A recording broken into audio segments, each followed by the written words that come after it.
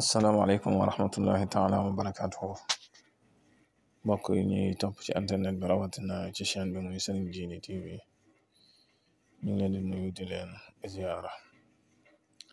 di feddali suñu kóllëre ak suñu cofeel ci yéen. tey nag dañ leen indil benn tegtal bu am solo boo xam ne day dox ci wàllu muslaay ci ñi nga xam ne ay borom mecc lañ ñu mel ni di liggéey ci machine di ko dagg mel ni menuisier métallique yi wala menuisier bois yi wala tôlier yi maanaam mboolem xeetu machine bu mën a doon rek moo xam ñi yor machine wal wala sax ngay liggéey ci maçon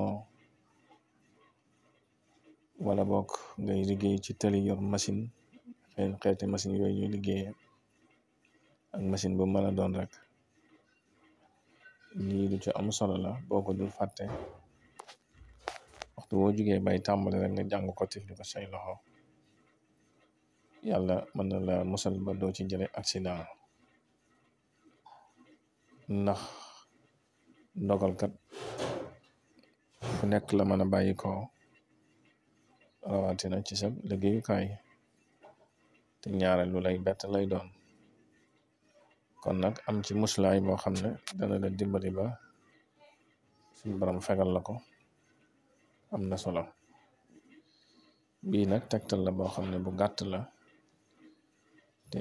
jóge ci alxuraanul karim kon ni ñu ko yàgg di waxee rek alxuraan moom lépp loo bëgg rek maga ca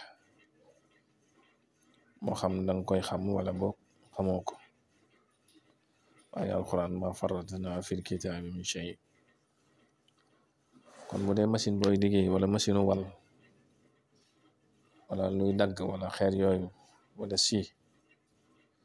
booy tàmmale jàngal ci say loxo wama massana min laghubin wama massana min laghubin ci say loxo tifle ko ci wala bu dee machine wal wala xeeti machine yooyu it bala neexe nga bind ko ci kaw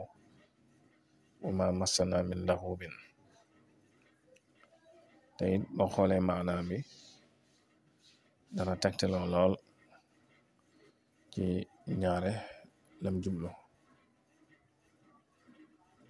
kon mbokk yi lii ab tegtal la ci boo xam ne ñu leen ko baaxee rawatina suñ mbokk yi nga xam ne ay borom métier lañ ngeen koy bàyyi xel bu baax a baax ngeen wéy di abonné ci chaîne bi ndax bokk na ci lu koy dundal. wasalaamaaleykum wa rahmatullah.